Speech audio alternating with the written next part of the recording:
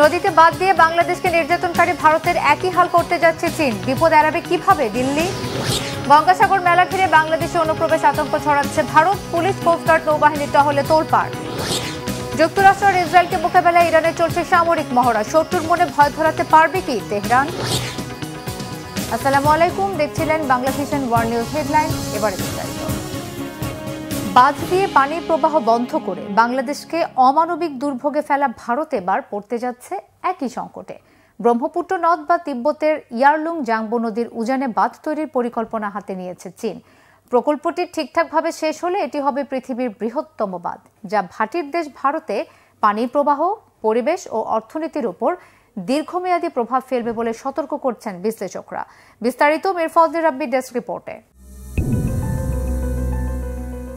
দীর্ঘদিন ধরেই সীমান্ত সমস্যা সহ নানা ইস্যুতে মুখোমুখি অবস্থানে চীন ও ভারত। সম্প্রতি দেশ দুটি দ্বিপাক্ষিক সম্পর্ক স্বাভাবিক করার চেষ্টা করছে। তবে এমন অবস্থার মধ্যে তিব্বতে চীনের বাঁধ নির্মাণের খবরে তৈরি হয়েছে নতুন উত্তেজনা।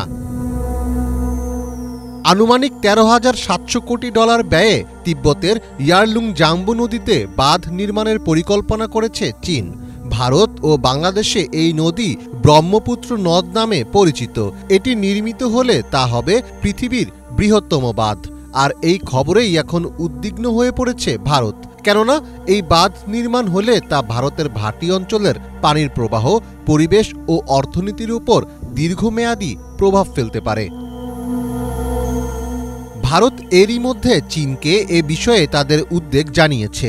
শুক্রবার ভারতের পররাষ্ট্র মন্ত্রণালয়ের মুখপাত্র রণধীর জয়সওয়াল বলেন, অভিন্ন নদীর ক্ষেত্রে ভাটির দেশেরও কিছু অধিকার রয়েছে। এ ধরনের প্রকল্প গ্রহণের আগে ভাটির দেশের সঙ্গে আলোচনা করা জরুরি। পরিস্থিতির উপর ভারত নজর রাখছে।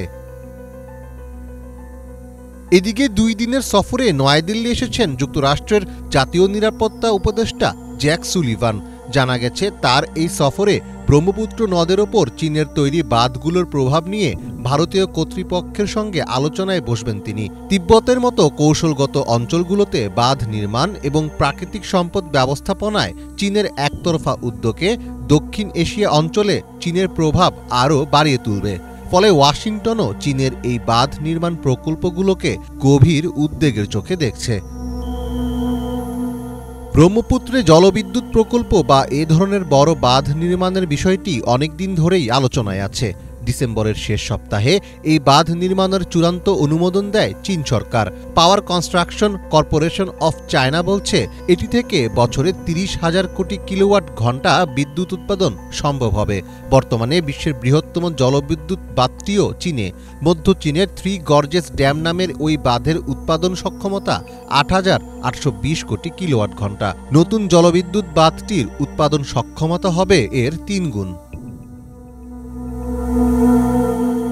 বাঁধ নির্মাণ ছাড়াও লাদাখের কিছু এলাকা নিয়ে হোটন প্রদেশে চীন 2টি নতুন প্রশাসনিক অঞ্চল বা কাউন্টি গড়ে তুলেছে। সম্প্রতি সেই ঘোষণা দিয়েছে তারা। ওই সিদ্ধান্তেরও প্রতিবাদ জানিয়েছে ভারত। তবে সাধারণত চীন এ ধরনের কোনো ওজোর আপত্তিতে কান দেয় না। 2020 সালের সংঘর্ষের পর পূর্ব লাদাখে প্রকৃত নিয়ন্ত্রণ রেখা বরাবর স্থিতাবস্থা বজায় রাখার ভারতীয় দাবিও আজও তারা পুরোপুরি মেনে নেয়নি। কাজেই বাঁধ তৈরির এই সিদ্ধান্ত চীন পুনর্বিচার করবে এমন সম্ভাবনা নেই বললেই চলে। মির ফজলে রাব্বি, বাংলা ভিশন। পশ্চিমবঙ্গে গঙ্গাসাগর মেলার সুযোগে এবার নদীপথে বাংলাদেশ থেকে অনুপ্রবেশের ছক কষা হচ্ছে বলে সতর্ক করেছে ভারতের গোয়েন্দা সংস্থা। একে আমলে নিয়ে ছাড় না দেওয়ার হুঁশিয়ারি দিয়েছে পুলিশ। ভারতের কেন্দ্রীয় স্বরাষ্ট্র মন্ত্রণালয় থেকে কড়া চিঠি দিয়ে রাজ্য পুলিশকে সতর্ক করা হয়েছে। সেই চিঠি পাওয়ার পর সীমান্তে নজরদারি বাড়িয়েছে সুন্দরবন জেলা পুলিশ বিভাগ। মোতায়েন করা হয়েছে 12,000-এরও বেশি পুলিশ সদস্য। কোনো অনুপ্রবেশকারী ধরা পড়লে কড়া ব্যবস্থার হুঁশিয়ারি দিয়েছেন সুন্দরবন জেলার পুলিশ সুপার কোটেশ্বর রাও। জলপথে সুরক্ষা নিশ্চিত করতে বঙ্গোপসাগর সহ সুন্দরবন উপকূলে টহল বাড়িয়েছে নৌবাহিনী, কোস্টগার্ড ও বিএসএফ। গঙ্গাসাগর মেলার প্রস্তুতি দেখতে সোমবার ওই অঞ্চলে যাবেন পশ্চিমবঙ্গের মুখ্যমন্ত্রী মমতা ব্যানার্জি। পশ্চিমবঙ্গের দক্ষিণে সাগরদ্বীপের দক্ষিণ প্রান্তে অবস্থিত কপিল মুনির আশ্রমে পৌষ সংক্রান্তিতে প্রতি বছর এই মেলা ও ধর্মীয় উৎসব হয়। পুণ্য স্নান করেন লাখ লাখ পুণ্যার্থী। হুগলি নদী ও বঙ্গোপসাগরের মিলনস্থলকে বলা হয়ে থাকে গঙ্গাসাগর। আগামী 10 থেকে 15 জানুয়ারি পর্যন্ত চলবে এই গঙ্গাসাগর মেলা।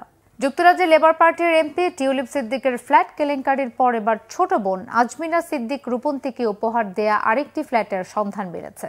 আওয়ামী লীগের ঘনিষ্ঠ এক আইনজীবী তাকে ফ্ল্যাটটি উপহার দিয়েছে বলে অভিযোগ উঠেছে।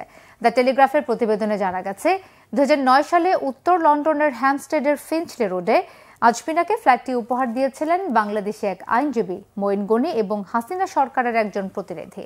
ভূমি রেজিস্ট্রি নথিতে বলা হয়েছে, আজমিনার কাছে ফ্ল্যাটের আর্থিক লেনদেনের কোনো রেকর্ড নেই। একসময় তিনি ওই ফ্ল্যাটে বসবাস করতেন।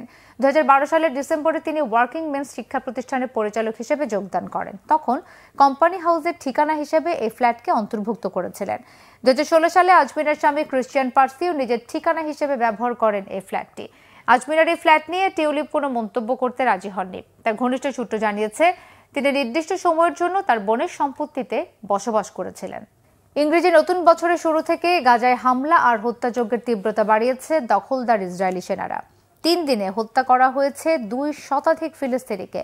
এমন পরিস্থিতিতে হামাসকে যুদ্ধবিরতির জন্য চাপ দিয়ে ইসরায়েলকে আরও $800 কোটি অস্ত্র দেওয়ার প্রস্তাব দিয়েছেন মার্কিন প্রেসিডেন্ট জো বাইডেন। এতে আবারও কি ধরা খেল গাজা নিয়ে বিদায়ী মার্কিন প্রেসিডেন্টের নাটকীয় মায়াকান্না? শহীদ আরাফাতের ডেস্ক রিপোর্টে বিস্তারিত। ফিলিস্তিনের গাজায় এ যেন এক ভূমিকম্পের চিত্র। 1 বছরের বেশি সময়ে ইসরায়েলি হামলায় ধ্বংসস্তূপে পরিণত হয়েছে পুরো উপত্যকা। লাখ লাখ মানুষ বাস্তুচ্যুত হয়ে দুর্বিষহ দিন পার করছে। শীত আর বৃষ্টিতে সেই পরিস্থিতি আরও ভয়াবহ। তীব্র শীতে শিশুদের মৃত্যুর হার সবচেয়ে বেশি। বিমান হামলার গোলা হামলায় শত শত মানুষের প্রাণহানি হচ্ছে। মানুষ নিরাপদ আশ্রয়ের খোঁজে এক স্থান থেকে অন্য স্থানে ঘুরে বেড়াচ্ছে, তবু মৃত্যু পিছু ছাড়ছে না। আমরা রুটি কিনতে বেকারের বাইরে অপেক্ষা করছিলাম, হঠাৎ ভূমিকম্পের মতো অনুভব হলো। দেখুন ইসরায়েলি হামলায় সব কিভাবে ধসে পড়েছে। এখানে কোনো যোদ্ধা নেই, সবাই সাধারণ মানুষ। এই বেসামরিক নাগরিকদের কেন টার্গেট করা হচ্ছে, তার জবাব কে দেবে? নিরাপদ ভেবে অনেক বাস্তুচ্যুত মানুষ উত্তর গাজা থেকে এখানে এসেছে, কিন্তু ইসরায়েলি বাহিনী এখানেও বিমান হামলা চালিয়েছে। হতাহতদের হাসপাতালে নিয়ে যাওয়া হয়েছে। অনেকে নিখোঁজ থাকায় উদ্ধারকর্মীরা তল্লাশি অব্যাহত রেখেছে। শনিবার 30টি পৃথক হামলায় গাজায় 70-এর বেশি ফিলিস্তিনিকে হত্যা করেছে ইসরায়েলি বাহিনী। এর মধ্যে একই পরিবারের 11 জন রয়েছে। এই নিহতদের মধ্যে 7 জনই শিশু। দক্ষিণ গাজার খান ইউনিসে ইসরায়েলের হামলায় নিহত হয়েছে মানবিক সহায়তা বহরের 5 নিরাপত্তা কর্মকর্তা। এর মধ্যে ইসরায়েলি হামলায় বন্ধ হয়ে গেছে উত্তর গাজার কামাল আদ-দোয়ান, ইন্দোনেশিয়ান এবং বেইত হানুন হাসপাতালের সকল কার্যক্রম। এতে চিকিৎসা সেবা থেকে বঞ্চিত হচ্ছে অসংখ্য ফিলিস্তিনি। ইসরায়েলের সঙ্গে যুদ্ধবিরতিতে সম্মত হতে ফিলিস্তিনের স্বাধীনতাকামী সংগঠন হামাসকে চাপ দিচ্ছে বাইডেন প্রশাসন। নতুন এই চুক্তিতে সম্মত হলে হামাসকে জিম্মিদের মুক্তি দিতে হবে। হোয়াইট হাউস চায় দ্রুত হামাস চুক্তিটিতে সই করুক। শুক্রবার হোয়াইট হাউসের নিরাপত্তা মুখপাত্র জন কির্বি সাংবাদিকদের এসব কথা বলেন। এদিকে ইসরায়েলের কাছে $800 কোটি অস্ত্র বিক্রির পরিকল্পনাও চূড়ান্ত করেছে যুক্তরাষ্ট্র। অস্ত্র বিক্রির এই প্যাকেজের মধ্যে ছোট ডায়ামিটার বোমা, ওয়ারহেড, যুদ্ধ বিমান এবং হেলিকপ্টারের সামরিক সরঞ্জাম রয়েছে। Shahid Arafat, Bangla vision news desk. পরমাণু প্রকল্প নিয়ে টানাপোড়েনের ধারাবাহিকতায় যুক্তরাষ্ট্র ও ইসরায়েলের সাথে সম্ভাব্য যুদ্ধের প্রস্তুতি নিতে ব্যাপক সামরিক মহড়া শুরু করেছে ইরান। বিপ্লবী গার্ড বাহিনী জানিয়েছে, মহড়া চলছে ইরানের পশ্চিমাঞ্চলীয় কেরমানশাহ প্রদেশে। মূল উদ্দেশ্য সর্বাত্মক যুদ্ধের প্রস্তুতি আর শত্রুদের সতর্ক করতে শক্তির প্রদর্শন। হিজল জোবাইরের ডেস্ক রিপোর্টে বিস্তারিত। যুক্তরাষ্ট্র ও ইসরায়েলের দিক থেকে উদ্বেগজনক পর্যায়ে হুমকি বাড়তে থাকায় যুদ্ধের পূর্ব প্রস্তুতি নিতে শুরু করেছে ইরান। এ লক্ষ্যে বিশাল এক সামরিক মহড়া শুরু করেছে ইরানের বিপ্লবী গার্ড বাহিনী IRGC। শনিবার থেকে পশ্চিমাঞ্চলের কেরমানশাহ প্রদেশে শুরু হওয়া ওই মহড়ায় এরই মাঝে বিভিন্ন পাল্লার ক্ষেপণাস্ত্র ও সাঁজোয়া যান সহ অংশ নিয়েছে IRGCর পদাতিক সেনারা। কেরমানশাহ সীমান্ত থেকেই ইসরায়েল নিকটতম দূরত্বে অবস্থিত। সে কারণেই মহড়ার জন্য ওই প্রদেশকে বেছে নেওয়া হয়েছে। ক্ষমতা ছাড়ার শেষ মুহূর্তে ইরানে হামলা চালাতে পারেন যুক্তরাষ্ট্রের প্রেসিডেন্ট জো বাইডেন। মার্কিন সংবাদ মাধ্যম অ্যাক্সিয়সের মাধ্যমে এমন তথ্য প্রকাশের পরপরই ইরানের দিক থেকে বড়সড় এই মহড়া শুরু হলো। অ্যাক্সিয়স জানায়, ক্রমবর্ধমান পরমাণু কার্যক্রমের প্রেক্ষাপটে ইরানে হামলা চালানো হবে কিনা বাইডেন সে বিষয়টি বিবেচনা করছেন।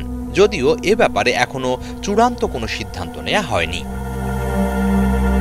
IRGC জানিয়েছে তাৎক্ষণিকভাবে যুদ্ধ প্রস্তুতি ও নিরাপত্তাজনিত হুমকি ঠেকানোর সক্ষমতা বৃদ্ধির লক্ষ্যেই আয়োজন করা হয়েছে এই মহড়া। পায়াম্বার-ই-আজম 19 কোড নেমের এই মহড়ায় মির্জা কুশাক খান ব্রিগেড সহ একাধিক বিশেষ ব্রিগেড অংশ নিয়েছে। সম্ভাব্য যে কোনো যুদ্ধাবস্থায় দ্রুততম সময়ে তৎপর হতে সক্ষম এসব ব্রিগেড।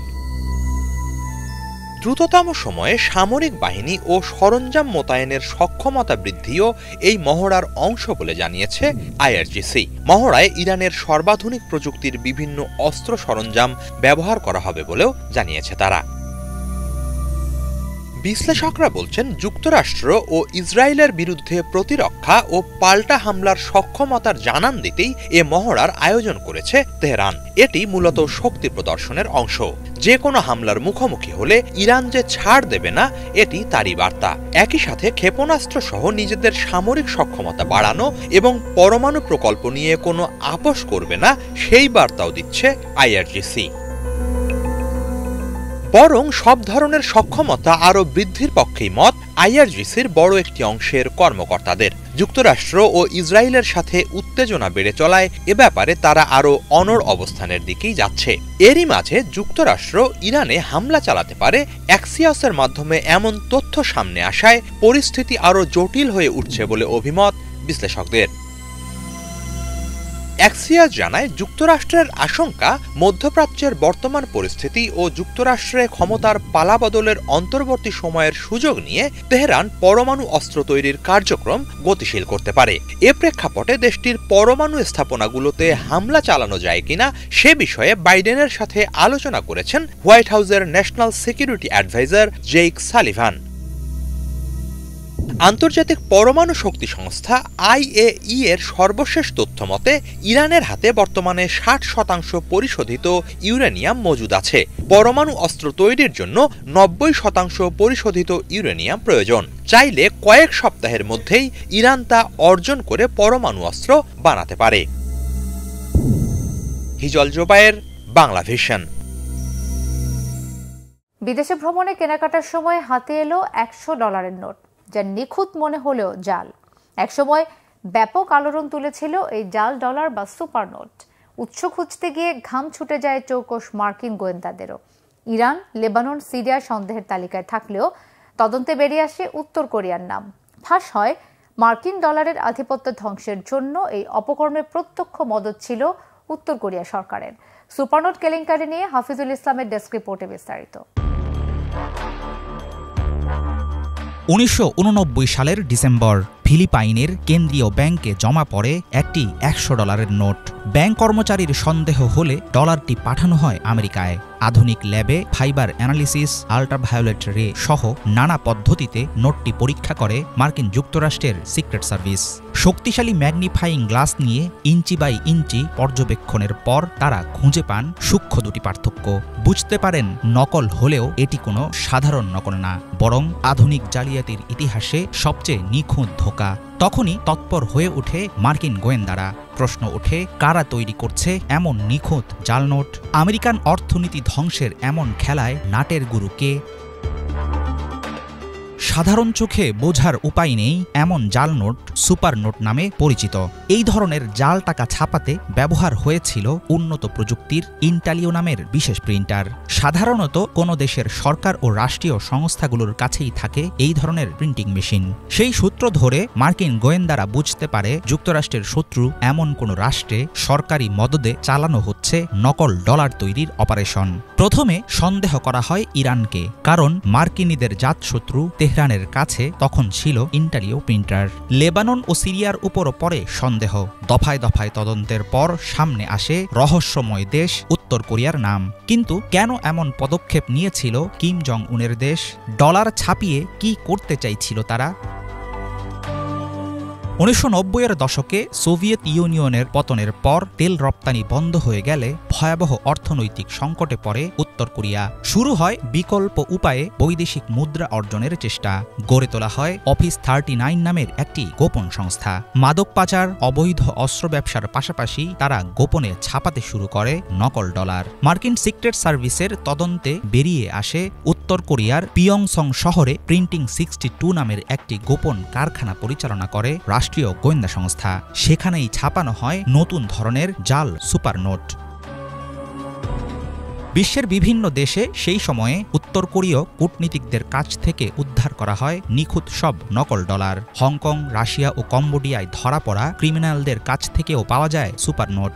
নকল ডলারের ছড়াছড়ি দেখে চিন্তায় পড়ে যায় যুক্তরাষ্ট্র। জালিয়াতি ঠেকাতে মাঠে নামে মার্কিন সরকার। অপটিক্যাল ভ্যারিয়েবল ইঙ্ক, জলছাপ, অতি ক্ষুদ্র মুদ্রণ প্রযুক্তির মতো নানা নিরাপত্তা ফিচার সহকারে পুনরায় ডিজাইন করা হয় $100 নোট। রাশিয়া ও চীনে উত্তর কোরিয়ার ব্যাংক লেনদেনের উপর শুরু হয় কড়া নজরদারি।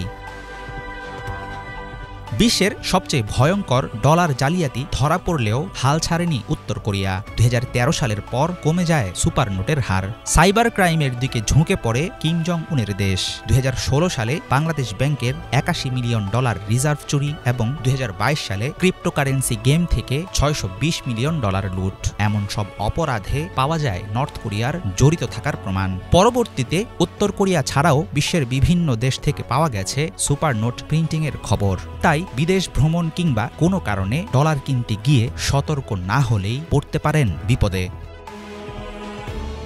হাফিজুল ইসলাম, বাংলা ভিশন। গত এক দশকের মধ্যে সবচেয়ে ভয়াবহ ঠান্ডা আর তুষারঝড়ের আশঙ্কায় আবহাওয়া বিষয়ক জরুরি অবস্থা জারি হয়েছে কেন্টাকি, ভার্জিনিয়া, মিসিসিপি আর ফ্লোরিডা অঙ্গরাজ্যে। চরম বিপর্যয়ের মুখে পড়তে যাচ্ছেন যুক্তরাষ্ট্রের 6 কোটিরও বেশি মানুষ। ন্যাশনাল ওয়েদার সার্ভিসের পূর্বাভাসে জানানো হয়েছে, যুক্তরাষ্ট্রের মধ্যাঞ্চলে থাকা শীতকালীন ঝড় আগামী কয়েকদিনের মধ্যে পূর্বাঞ্চলের দিকেও সরে যাবে। ব্যাপক তুষারপাত আর বৃষ্টির কারণে তাপমাত্রা সর্বনিম্ন নামার রেকর্ড গড়তে পারে বলে মনে করছেন আবহাওয়াবিদরা। মিসৌরি, ইলিনয়, কেন্টাকি আর ওয়েস্ট ভার্জিনিয়ায় তুষার ও বৃষ্টির পূর্বাভাস দিয়েছে আবহাওয়া বিভাগ। ভার্জিনিয়ায় 12 ইঞ্চি, কানসাস আর ইন্ডিয়ানায় 8 ইঞ্চি পর্যন্ত তুষারের স্তর জমতে পারে। বজ্রবৃষ্টির পূর্বাভাস রয়েছে আরকানসাস, লুইজিয়ানা আর মিসিসিপিতে। সার্বিক পর্যবেক্ষণ আর বিশ্লেষণে ধারণা করা হচ্ছে 2011 সালের পর সবচেয়ে শীতল জানুয়ারি মাসের মুখোমুখি হতে যাচ্ছেন যুক্তরাষ্ট্রের অধিবাসীরা। আর এতে সড়ক, রেল আর বিমান যোগাযোগ ব্যবস্থা স্থবির হয়ে জনদুর্ভোগ চরমে পৌঁছার আশঙ্কা তৈরি হয়েছে। গত শনিবার থেকে অস্থায়ীভাবে বন্ধ করে দেওয়া হয়েছে কানসাস সিটি ইন্টারন্যাশনাল এয়ারপোর্ট। জটিল এক সামাজিক আর অর্থনৈতিক চ্যালেঞ্জের মুখে পড়েছে বৃহৎ অর্থনৈতিক শক্তির কাতারে শুরুর দিকে থাকা দেশ চীন। উচ্চশিক্ষিত অনেকেই পাচ্ছেন না কাঙ্ক্ষিত চাকরি, বাড়ছে বেকারত্ব। জীবিকার তাগিদে বাধ্য হয়ে ঢুকতে হচ্ছে অপ্রত্যাশিত পেশায়। বিশ্বের অন্যান্য দেশেও প্রকট আকার নিয়েছে এমন পরিস্থিতি, যেখানে দিন দিন কমছে উচ্চশিক্ষা, দক্ষতা আর প্রতিভার গুরুত্ব। বিস্তারিত ডেস্ক রিপোর্টে। বিশ্বের অন্যতম শীর্ষ অর্থনৈতিক শক্তি চীন বর্তমানে এক অদ্ভুত সামাজিক ও অর্থনৈতিক বাস্তবতার সম্মুখীন। সম্প্রতি দেশটিতে উচ্চশিক্ষিত পেশাজীবীরা তাদের পছন্দের ক্যারিয়ারের পরিবর্তে পরিচ্ছন্নতা ও অন্যান্য পেশায় যুক্ত হতে বাধ্য হচ্ছেন। এই ঘটনা শুধু চীনে নয়, বরং পৃথিবীর অন্যান্য প্রান্তেও দৃশ্যমান। বিশ্বব্যাপী অর্থনৈতিক সংকট, বেকারত্বের হার বৃদ্ধি এবং কর্মসংস্থানের অস্থিরতা এমন এক পরিস্থিতির সৃষ্টি করেছে যেখানে অনেকেই তাদের কাঙ্ক্ষিত চাকরি না পেয়ে নতুন কোনো অনাকাঙ্ক্ষিত পেশায় পা বাড়াচ্ছেন। বিশ্বের বিভিন্ন দেশের অভ্যন্তরীণ বাস্তবতা বর্তমানে এমনভাবে পাল্টে গেছে যে উচ্চশিক্ষা, দক্ষতা বা প্রতিভার মূল্য ব্যাপকভাবে কমে যাচ্ছে। 25 বছর বয়সী চীনা নাগরিক শানঝান বর্তমানে নানজিং শহরের একটি নামকরা হটপট রেস্টুরেন্টে ওয়েটার হিসেবে কাজ করছেন, যদিও তার ফাইন্যান্সে একটি মাস্টার্স ডিগ্রি রয়েছে। বিবিসিকে তিনি জানান, তার স্বপ্ন ছিল ইনভেস্টমেন্ট ব্যাংকিংয়ে চাকরি করা, তবে এই ধরনের উচ্চ বেতনের চাকরি তিনি অনেক খুঁজেও পাননি। চীন প্রতি বছর লাখ লাখ বিশ্ববিদ্যালয় গ্র্যাজুয়েট তৈরি করছে, তবে অনেক খাতেই তাদের জন্য পর্যাপ্ত চাকরির ব্যবস্থা নেই। অর্থনৈতিক চ্যালেঞ্জের মুখোমুখি হয়ে কিছু বড় বড় সেক্টর যেমন রিয়েল স্টেট এবং উৎপাদন শিল্পের প্রবৃদ্ধি থেমে গেছে। তরুণদের বেকারত্বের হার প্রায় 20% ছাড়িয়ে গেছে, তবে অন্যান্য দেশের মতো সরকারি হিসাব মতে এটি কিছুটা কমিয়ে দেখানো হচ্ছে। 2024 সালের নভেম্বরের হিসাব অনুযায়ী তরুণদের বেকারত্বের হার 16.1% বলা হয়। অনেক বিশ্ববিদ্যালয়ে গ্র্যাজুয়েট যারা নিজেদের চাহিদা অনুযায়ী চাকরি পাননি তারা এখন তাদের ক্ষমতা ও যোগ্যতার চেয়ে অনেক কম যোগ্যতার কাজে যুক্ত রয়েছেন। এর ফলে তারা পরিবারের সদস্য ও বন্ধুদের কাছে নিজেদের অবস্থান প্রকাশ করতে অস্বস্তি বোধ করছেন। চীনের অর্থনৈতিক অবস্থা ক্রমশ খারাপ হওয়ার কারণে অনেক তরুণ নিজেদের প্রত্যাশা এবং ক্যারিয়ার পরিকল্পনা পুনর্বিবেচনা করতে বাধ্য হচ্ছেন। সাংহাইতে স্পোর্টস ইনজুরি মেসেজ ক্লিনিকে প্রশিক্ষণ নিচ্ছেন 29 বছর বয়সী উডান। বিবিসিকে তিনি বলেন তার মাস্টার্স ডিগ্রি ছিল, তবে তিনি কোনো ভালো অবস্থানের চাকরি খুঁজে পাননি। অনেক তরুণ চলচ্চিত্র এবং টেলিভিশন শিল্পে কাজ করছেন। চীনে চলচ্চিত্রের জন্য বিখ্যাত হেনডিয়ানে তরুণরা অতিরিক্ত হিসেবে কাজ করছে। তারা সাধারণত চিত্রনাট্যকার বা পরিচালক হিসেবে নয়, বরং মূল চরিত্রের পাশের চরিত্র হিসেবে অভিনয় করছে। অতএব চীন একদিকে যেভাবে অর্থনৈতিক অবনতির দিকে যাচ্ছে, অন্যদিকে তরুণরাও তাদের ভবিষ্যৎ সম্পর্কে এখন অনিশ্চিত হয়ে পড়ছে। ইফাত জাহান, বাংলাভিশন। এই ছিল আজকের মতো, সাথে থাকায় ধন্যবাদ সবাইকে।